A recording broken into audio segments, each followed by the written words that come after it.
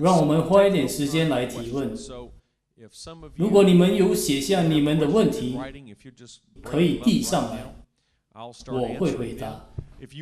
如果你在昨晚所教导的独一神论、耶稣基督的身份、大能者以耶稣显现，或是经文所讲到的信心、顺服、忏悔、圣灵充满的教导这方面有疑问的，可以提出；还是对某些经文的理解有疑问，怎么样对非信徒解说？无论是什么问题都好，如果没有的话，我将继续的教导。如果有，你直接可以递上来，我会回答他们。或许可以叫一个人负责收集这些问题。我们有点时间，我们可以开始了。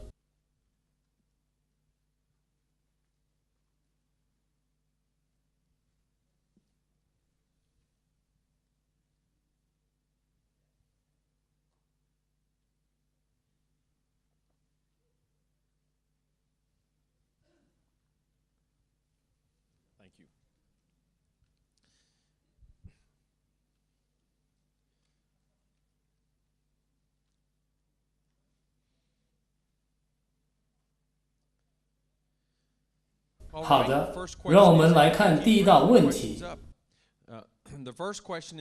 要怎么解说约翰福音20章22节？最起码要认识到这里面在说些什么。是说到耶稣向他们吹一口气，领受圣灵。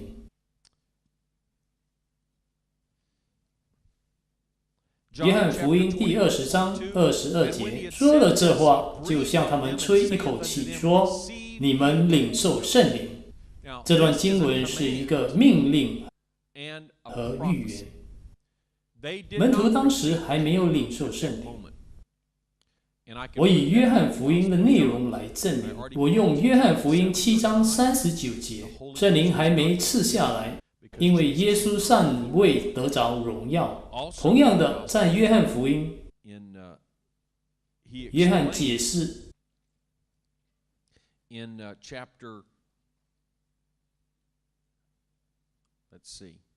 在16章7节，然而我将真情告诉你们，我去是与你们有益的。我若不去，保惠师就不到你们这里来；我若去，就差他来。有人解说，当耶稣向他们吹气时，他们就领受了圣灵。这是不可能的，原因是约翰记录了圣灵还没赐下来，因为耶稣尚未得着荣耀，是在说耶稣的复活和升天。而在约翰福音16章7节，耶稣自己说：“保惠师不到你们这里，我若去，就差他来。”换句话，耶稣的肉体要离开他们之后，耶稣会差遣他的灵回来。在他离开之后，他的灵会进入门徒的心。当耶稣向他们吹气时，那是一种命令和预言。气在希腊文和希伯来文与风和灵是一样的解说。希腊文发音是 pneuma， 气动、肺炎、肺病，这字都是围绕着气。从经文的角度来解说，是当时耶稣向他们吹气之后说领受圣灵，这是个命令。换句话，耶稣要他们领受圣灵，这是发生在使徒行传第2章。门徒听到大风吹过，还有门徒也记得耶稣与尼哥底母的对话，记载在约翰福音第3章有关风的解说。门徒记得这命令，当耶稣向他们吹气，门徒意识到耶稣向他们吹气是一种印记。在使徒行传听到风的声音，神的气，就因此他们领受了圣灵。我的解说有关约翰福音20章22节是耶稣命令门徒，当时他们还没有领受到圣灵。下一道题，不一样的教义关于独一论对三一论，对于我们在耶稣基督里的信心是否很关键或是有区别？如果昨晚你在此的话，我的回答是肯定的。我花30分钟解说，独一是我们的根基，我们所信的独一真神是我们的根基。是的，自有区别。再来一题，华理克的标杆人生说到2个重点：你怎么样对待耶稣和你怎么样运用神给你的才能。你对华理克的重点有何评论？一般人都认识到这观点，但在第一道你怎么样对待耶稣这题目上，应该是耶稣是谁先。你要承认耶稣是谁先。我不会以这题目作为主要的要求，但我会婉转的这样的提出：你是否服从耶稣基督的福音？这是经文术语。更直接的，你是否服从这福音？我大概会这样的形容，原因是你一定要以耶稣为起点。再来，是谁使耶稣复活？答案：神的灵使耶稣复活。圣经说，神的灵使耶稣复活。还有，在约翰福音2章19到21节记载，耶稣亲自说：“你们拆毁这殿，我3日内要再建立起来。”耶稣是在说他的身体。在约翰福音2章19到21节记载，耶稣是在说他的身体。换句话，耶稣自己使他自己复活。怎么样理解这句话？就如昨晚我分享的，除了罪之外，耶稣是真真实实的人。我们人能做的，耶稣一样能做到。有一天我将会死，之后我将等待复活。那将是谁会使我复活？神。如果我能这样的叙说，那耶稣也同样能这样说。是谁使耶稣复活？当然是神。请记得，神的灵在他里面。对于耶稣来说，不是外在的因素，这不是外在赋予他的。当他在世上时，神的灵在他里面，是神的灵回来使耶稣从死亡复活。如此，耶稣斩钉截铁地说，他能使自己复活，因为神的灵在他里面使他复活。好，要按照谁的指示受洗才是正确的。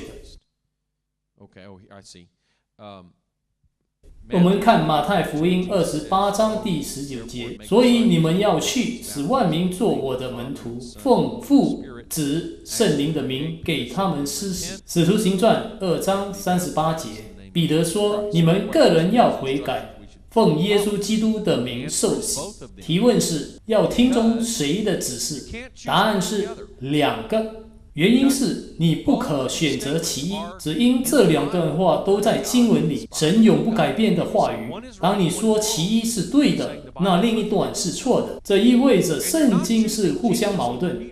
同样的，你不是选择耶稣放弃彼得，因为不是耶稣写马太福音，而是使徒马太。其实你是选择马太对使徒行传的作者路加，你要选择谁？如果使徒们互相矛盾，那我们还能相信谁呢？马太的指示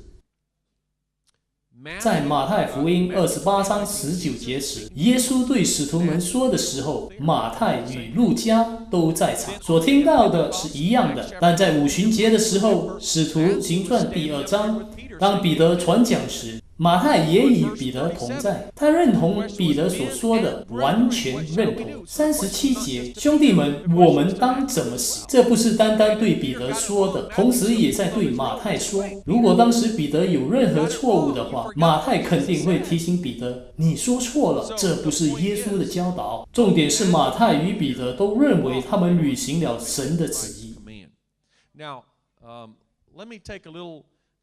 让我花一点时间在这题上。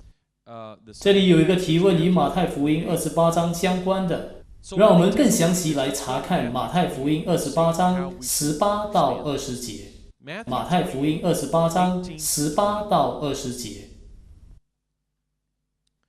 耶稣近前来对他们说：天上地下所有的权柄都赐给我了。所以你们要去，使万民做我的门徒，奉父子圣灵的名给他们施洗。凡我所吩咐你们的，都教训他们遵守。我就常与你们同在，直到世界的末了。当你要了解一段经文时，你需要有几方面的思考。其一是看上下文的内容。我给你2个版本，你认为哪个是正确的？耶稣说：天上地下所有的权柄都赐给我了，所以你们要去。还记得这词所以的意思吗？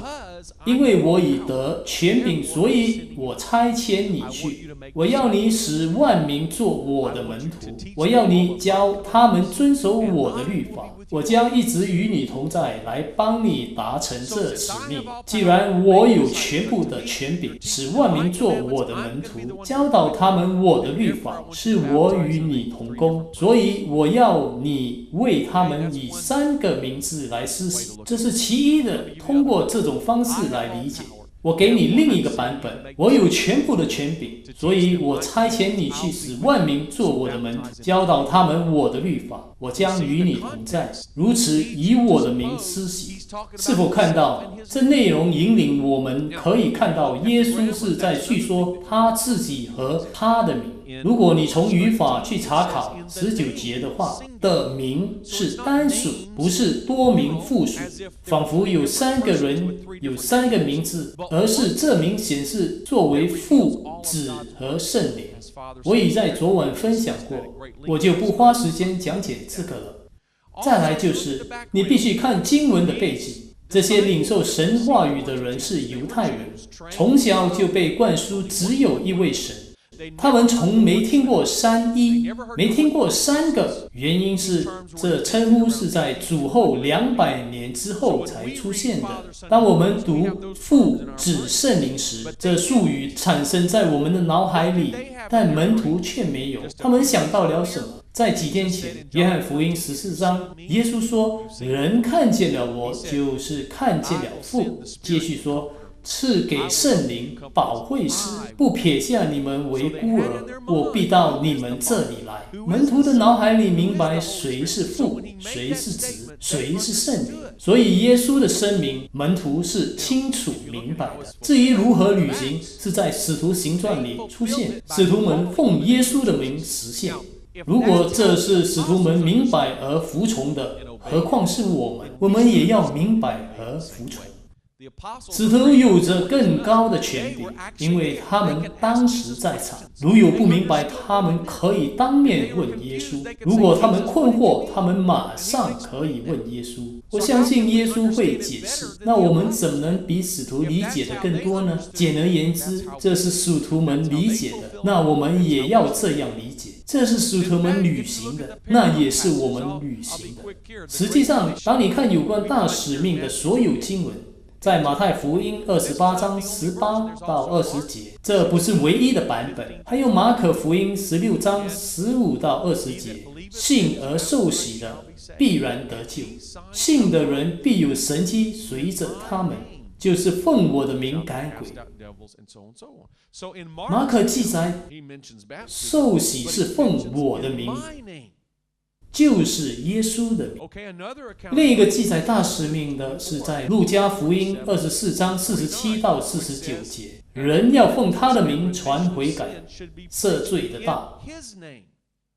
马太说父子圣灵，马可说奉我的名，路加说他的名。谁的名有资格呢？是耶稣的名。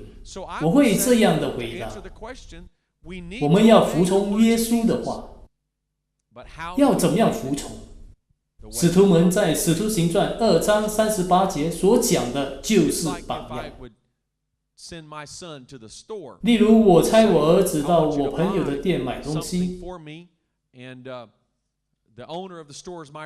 然后他去店买，对他说：“我父亲待会会付钱。”店主问：“谁是你父亲？”我孩子说：“你知道的，父亲。”谁是你父亲？大卫·贝尔纳。我儿子不能重复地说父亲，他需要说出我的名字来代表我。当我们来到为人施洗时，我们不能重复父、子、圣灵。这名字是什么？就是耶稣基督。赞美主！我必须加快速度，要不然无法回复这些问题。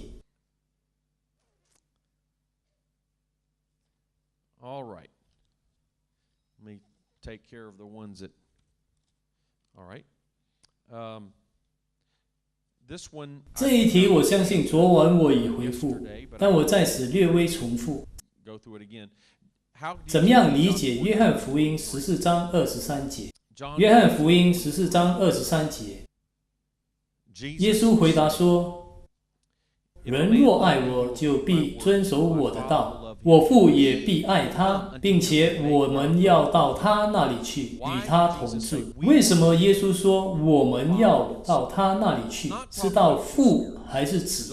这里叙说的不是两个灵，是一个灵。以弗所书4章4节，圣灵只有一个。哥林多前书12章13节，从一位圣灵受洗，成了一个身体。耶稣的意思是，不是有两个灵住在你里面？问题是，耶稣要怎么样住在我们里面？是在我们领受圣灵的浇灌后。当我们领受圣灵，就是领受父与子的灵。昨晚我形容关于神为父时，他是我们的源头、创造者、安抚者。我们的思维中，神说有光就有光。我们的思路是大能的神。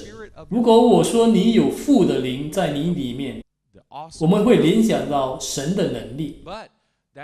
那同样在基督身上的灵，这灵带领他服从、谦卑、顺从，甚至受苦致死。你不会联想到大能的神，但他道成肉身，肉身对灵是完全顺服的。当我们领受圣灵，我们不只领受到神的大能在我们的生命里，同时我们也领受谦卑和顺从的灵。我们领受的是父与子的灵，不是两个，而是一个灵，就是神的灵。换句话，领受神的全部，包括他在肉身的事迹，这才是对这段话的正确认识。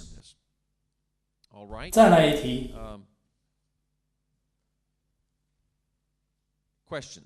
犹太人是否用复合的概念？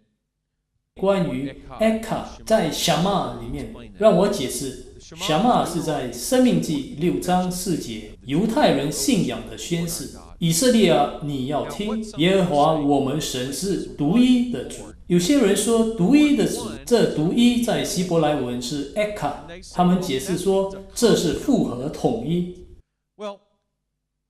我也认同在英文里的造句是正确的，但你要看其内容来断定其意思。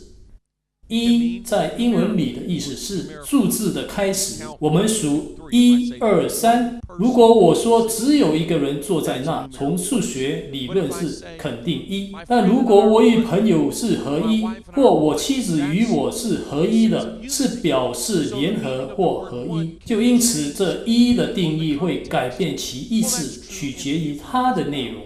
这与希伯来文是同样的。你要问的是，申命记6章4节与其余的经文论到独一神时，他们的内容是什么？是不是只有一位神对照外邦人的想法，或是神在商议？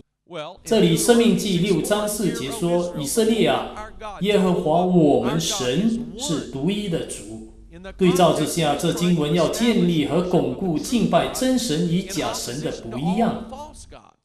经文以数学一来阐述，如果不是的话，就会破坏它的意义。人们可以解说，神为复合统一的话，那外邦神也可以敬拜。也一样可以敬拜任何神，只要把它归入复合统一里面。这样我们不能建立敬拜独一神与敬拜别的神的区别。当你看以赛亚书的内容，神说他是单一的，我自己，除我以外，再没有真神。这些内容是在说些什么？多于合一，正确解说独一的。当你看其内容时，很清楚，神是独一的。在约翰福音14章20节，为什么耶稣要比较？身为父，耶稣还要相信父在他里面。好的，我们读约翰福音14章20节，到那日，你们就知道我在父里面，你们在我里面，我也在你们里面。这里是说到信徒与神的联合。我相信耶稣是以他自己与我们做对照。这里不是说到耶稣自己的肉身，这是说到我们身为人与神的相连。在这之前，耶稣说父在我里面，他是说肉身显现的身份。他之所以说人看见了我就看见了父，这是显明身份的宣告。之后耶稣进一步运用到我们与神的关系。这里耶稣不是说我们会成为神，或是我们以肉身显现。无论是三一论者或是谁都不会相信这种说法。当耶稣说我也在你们里面，他是在说我们会领受基督进入我们的心。他说你们就知道我在父里，你们在我里面，我也在你们里。这里耶稣以人的角度叙述，身为人的他有着与神最亲密的关系。他也说到我们也一样能够有着像他一样与神的关系，但要通过他，人才可以与神有关系。那我们需要明白的是，我曾告诉你们，耶稣以人的角度所说关于他自己的，我们也能。耶稣所说的，我们同样能。如果与神相连，你就能有属灵的事。神的灵在我们里面，那耶稣也能做同样的事。这里耶稣列出他身为人可以与神互动，能够顺服神，听从神，让神在他身上做工。同样你们也能有这种关系，但通过我。这题是说身为人与神的关系。另一题，神的灵和圣灵的区别。为什么在旧约很普遍地提到神的灵是在某人死后离开的，但在新约耶稣死后，圣灵却很普遍运行，成为一种生命。圣经里在英文钦定本对神的灵或是圣灵的定义是同样的。神的灵或是圣灵在英文的翻译也是一样的，它与希腊文 pneuma 是没有区别的。现代翻译应该是用灵这字，这灵不是用在人死后离开的灵，而是以大体来形容。在英王钦定本出现好几处圣灵这字，但大部分的新约提到神的灵或是圣灵都是 pneuma，是一样的，你不能把它区别开来。这称呼都可接受，对于现代翻译会比较容易明白。我认为你不需要区别它。再来，怎么样对三一信徒解释约翰福音一书5章7到8节？让我们翻开约翰福音5章7到8节。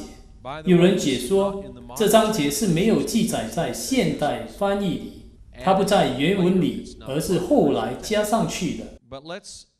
我们就当作以写成的来读。约翰一书5章7到8节，并且有圣灵做见证，因为圣灵就是真理。做见证的原来有3，就是圣灵、水与血，这3样都归于一。我在昨晚已形容过，你可以以不同的方式来认识我，你可以通过你与我的不同关系来认识我。就如我的孩子对我的认识是父亲，学生对我的认识是老师。你可以从我说的话认识我，读我的书认识我。你也可以通过我的灵命认识我。如果我们有互动，或是一起吃饭、一起祷告，你也可以感受到我的灵命，还可以判断我有怎样的灵命。但我所说的话与我不一样吗？是不是我的灵跟我不一样？答案是不。这些是以不同方式认识我还是我。我的名字大卫·贝尔纳。当你说大卫·贝尔纳时，基本上你概括我的一切。对于神也是如此，神以父彰显，神彰显他的事迹，神也同样彰显他的灵，这是神以不同方式显现。它不是三个不同的位格。耶稣基督彰显全部的神性，就是如此。经文说，三样也都归于一。第8节，圣灵、水与血，这三样都归于一。如果你区分父、道、灵为三个不同位格，你会解说他们是认同的。经文没说认同，但说都归于一。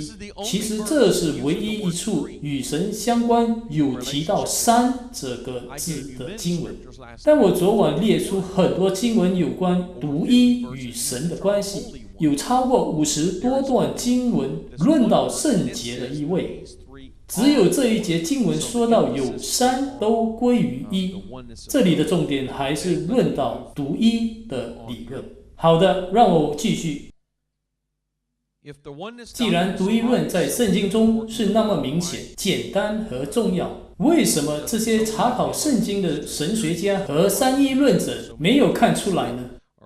为什么他们选择不相信、不强调它呢？我想要得到最好的答案，就要问他们。但我想哥罗西书2章8节会给我们答案。你们要谨慎，恐怕有人用他的理学和虚空的妄言，不照着基督，乃照人间的遗传和世上的小学，就把你掳去。问题是出在人们是通过希腊哲学家的概念来查考圣经，就如我昨晚的教导有关。当你读神的时候，你是以什么定义来呈现这字？我们应该以旧约定义为起点，然后把这定义放回到新约中。问题是出在大部分人以4或5世纪的草稿来定义。每当他们抄袭时，读到神，在他们脑海里已知道其意思，但他们是以希腊哲学家的概念的方法为起点。希腊哲学家说，神是高高在上，无法媲美的，无法触摸到的。神是没有情感或感受的，是不会做太多事的一位神。这真神不会与世界互动，以至于他需要拆解他自己下来，成为第二位格的人，才能与世界互动。这就造成神的定义里另一个位格这个概念的产生。希腊哲学家的概念，神是有距离的，无法靠近的，是无法触摸和感受的，没有感情的。你研究柏拉图，你会发现诺斯替派对于神的概念，就是神不会被感动，没有感受的。这不是希伯来文对神的概念。当你读旧约，你会读到神伤心，神愤怒，神妒忌，神也激昂，当他的百姓顺服；神愤怒，当他们背逆。因为神一直为他所造的世界付出，他不需要差遣另一个来与他所造的世界互动，他本身来与我们互动。如果你是以希腊哲学家的概念为起点的话，虽有虔诚的人，但是移入了另一种见解。就如你戴上太阳眼镜看书，无论你怎么看，字体都有颜色，这是哲理。另一个是传统，只因传统，所以不想要改变。有些人看到真理，但字字不提。我有记载在我几本书中，有名望的亲信神学家，还有超过150年的长老会里的长老等等，他们都认同这种结论。但一个承认，就有10个否定，因为他们害怕后果，甚至不要查考经文。今年初，在密西西根州，我与一位神学家有一个研讨会。这神学家引用这句话，他说：“如果试着了解三一论，你就会发疯；但如果否定三一论，你会失去你的灵。如果这是你的哲理，你会如何做？”结论是避开话题。如果我否定，我可能疯掉。既然我无法了解，那倒不如回避。很多人如此做，随波逐流。如是这样，你会发现，现今很多教会，人们说他们相信三一论，但如果你问他们三一论父子圣灵的意思，大部分的信徒都会说我刚才所说的，只要他们相信三一论，他们就不会被骚扰。我知道很多人相信我们所信的，即使没有听过见解，或不想要与他人讨论，怕不必要的争论，因此很多时候都没有被讨论。但现今已有越发更多的人明白这真理。另一个理由是，哥林多前书2章说到，属肉体是无法明白神国的事，唯有灵。如果你没有圣灵，要明白你会有困难，除非圣灵启示。这段也算是部分的解说。另一题，怎么解说启示录1章5到6节？说到耶稣基督是从死里首先复活，为世上君王元首的耶稣基督有恩惠平安归于你。他爱我们，用自己的血使我们脱离罪恶，又使我们成为国民，做他父神的祭司。这是一段很好的例子。耶稣是个真正的活人。如果我们能够形容与神的关系，耶稣同样能够。是否感到惊讶？耶稣形容神为父呢？不会，因为我们都能这样的形容，何况是耶稣自己。这段经文，耶稣是要我们成为君王和祭司。耶稣需要为我们成全先。换句话，耶稣活出无罪的生命，他才有资格成为君王和祭司。一切耶稣所得的，我们也能得到，只因我们相信他。耶稣是亚伯拉罕的后裔，理所当然，耶稣承受神给亚伯拉罕一切的应许。耶稣是大卫王的后裔，理所当然，耶稣承受神给大卫一切的应许。当我们相信时，我们也同样有份在这应许上。所以，耶稣身为人，活出无罪的生命，他有这个资格，他有资格成为君王和祭司。他顺服神，一切亚当悖逆的，耶稣都顺从；一切耶稣得胜的，没有被罪污染。他战胜魔鬼，就因如此，我们承受这产业。我们成为君王和祭司，不是我们的行为，而是耶稣所付出的。他以人的身份顺服神的旨意，服侍神，履行神所托付的，因此他成为君王和祭司。所以现在你可以凭信心在耶稣里面成为君王和祭司。这经文是形容耶稣在肉体时的意愿，论到神是他在肉体时的父，就如我们现今也有形容神为父的意思。这是一段非常好的例子，论到耶稣是实实在在的人。下一题，使徒行传2章38节，必领受所赐的圣灵。问题是，这所赐的只是说方言吗？从哥林多前书12章有关说和方言，有什么可以准确地证明这段话是不虚翻的？我们必须明白这所赐的圣灵，在原文用的是不同的希腊文，在使徒行传，而在哥林多前书是 charisma， 这所赐的圣灵。神的灵居住在你里面，一旦神的灵开始动工，就会产生很多恩赐，有医病的恩赐、神迹的恩赐、方言的恩赐、方言的恩赐等等。从希腊文你可以发觉它不同之处。神所赐的圣灵是神的灵居住在你里面。接下来的恩赐在哥林多前书12到14章，是圣灵在我们生命里的果效。你可以对照保罗在哥林多前书14章里所说到，在教会生活中所运用的方言。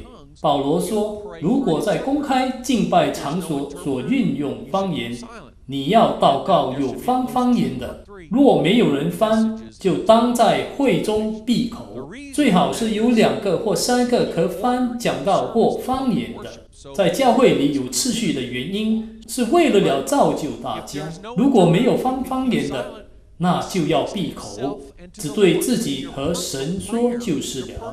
如果是你自己的祷告、自己的敬拜，你可以说方言，而是对你自己有益的。当我们一起敬拜时，个人要对神说方言，那是好的，因为你不是对着会众说，而是你自己对神说。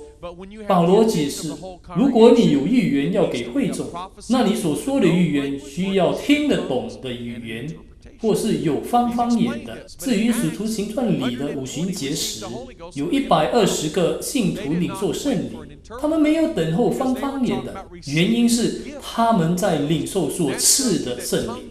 这明显，当人领受圣灵时，说方言是一个印记。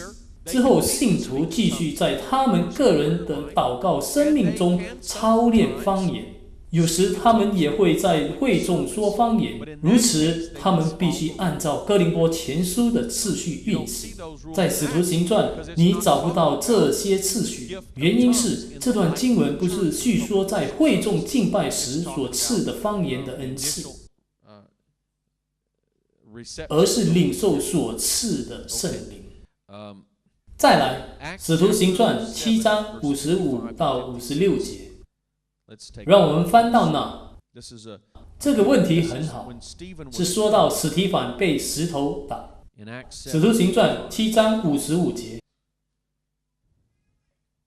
但史提反被圣灵充满，定睛望天，看见神的荣耀，又看见耶稣站在神的右边，就说：我看见天开了，人子站在神的右边。史提反看到什么？他没看到2个人，他看到1个人，他看到耶稣基督站在神的右边。让我解释，这右边的术语是能力的象征性，这不是肉眼所看到的有形有体。史提反没有看到2个躯体。让我解说，约翰福音4章24节，神是个灵，你不可能看到灵。哪里是神灵的右边？到处都有神的灵。约翰福音1章18节是在使徒行传之后很久才面世的。约翰福音1章18节，从来没有人看见神。这段经文不能解读为史提反看到另一个神，他单单看到耶稣。很明显的，在使徒行传7章59节说，他们正用石头打的时候，史提反呼吁主说：求主耶稣接纳我的灵魂。如果史提反看到是2位，那他一定忽略另一个，因为他只说耶稣。更有趣的是，如果3一是存在的，那为什么史提反没有看到呢？为什么只看到2个？这段经文不是论到三一概念，或是神有另一个位格在耶稣基督之外，是说到耶稣掌权的位置。无论是希伯来、希腊或是英文，当论到右边时，对于大部分人的意思是代表权力。就如你是惯用右手的人，当右手要与左手合作时，你会感到很别扭，因为右手预表你的能力、你的力量。这也可从经文中找到，在出埃及记15章6节，耶和华呀，你的右手施展能力。这里是说到神将百姓从埃及地带出来，这里是否说到一只大手从天而降，将百姓解放？是不是神的左手在后面？因为经文只说右手，不是，这里是说到神的权力。还有一段有关耶稣受审问的例子，在马太福音26章64节，耶稣说：后来你们要看见人子坐在那全能者的右边，驾着天上的云降临。当耶稣驾着云回来时，是否我们会看到两个？当然不，我们只会看到一位，是富有权柄的一位。耶稣在世时，他是平凡人，通过信心的眼睛，门徒知道他是谁。对于别人，耶稣就如平常人一样。实际上，在最后的晚餐，耶稣所爱的门徒约翰，他卧在耶稣的胸前与他说话。这约翰在启示录1章看到耶稣荣耀的降临。约翰发生什么事？他扑倒在耶稣脚前，像死了一样。这与之前伏在耶稣胸前的约翰有所不同，原因是约翰看到的是耶稣有权的能力，不再是平凡人，而是神肉身显现的荣耀。这里史提凡所看到的耶稣站在神的右边的意思是耶稣在掌权的位置，所看到的是耶稣的大能、荣耀和威严。就如此，史提凡说：求主耶稣接纳我的灵魂。史提凡赞美这唯一有权力的主。我相信史提凡看到这有形有体围绕着神荣耀与权力的耶稣，这与我们在启示录4章2节所读到的有一个宝座安置在天上，不是2个宝座，而是有一位坐在宝座上。再有在启示录22章3到4节，神和羔羊的宝座，他的仆人都要侍奉他。一个宝座，不是2个。右手不是预表躯体的位置，而是比喻或是预表神的权柄。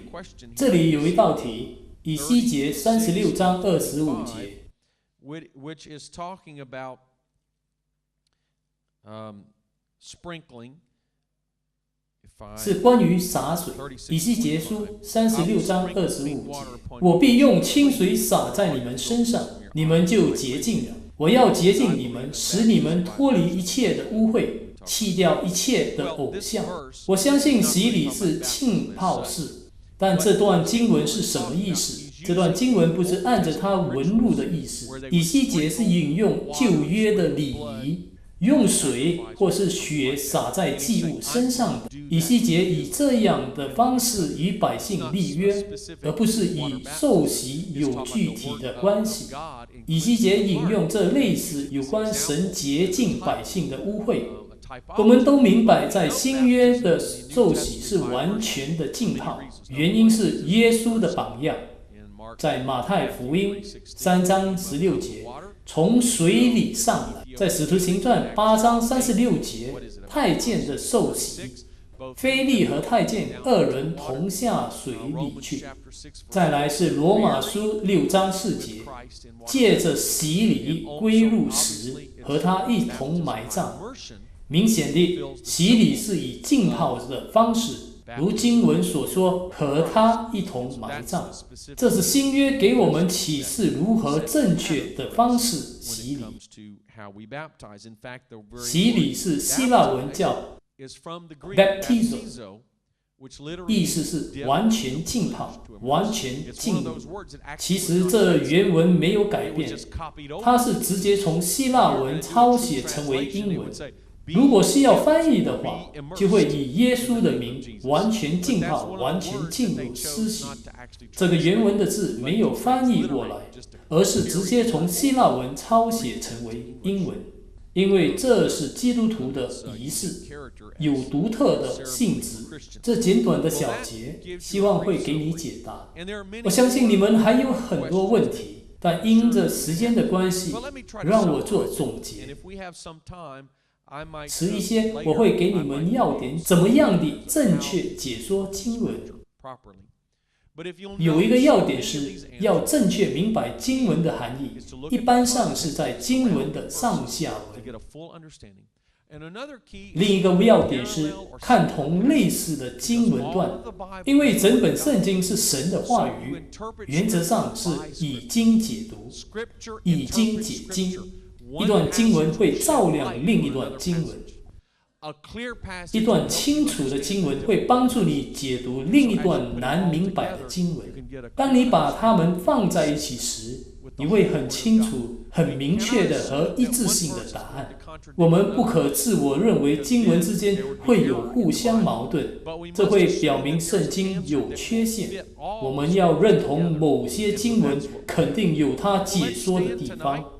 这是我们要做的，让我们起立。我已给你们好些答案，我们明晚可能会有些时间来回答其余的。为了比，请你上来，为今晚做结束的祷告。谢谢你们的参与，希望会帮到你们。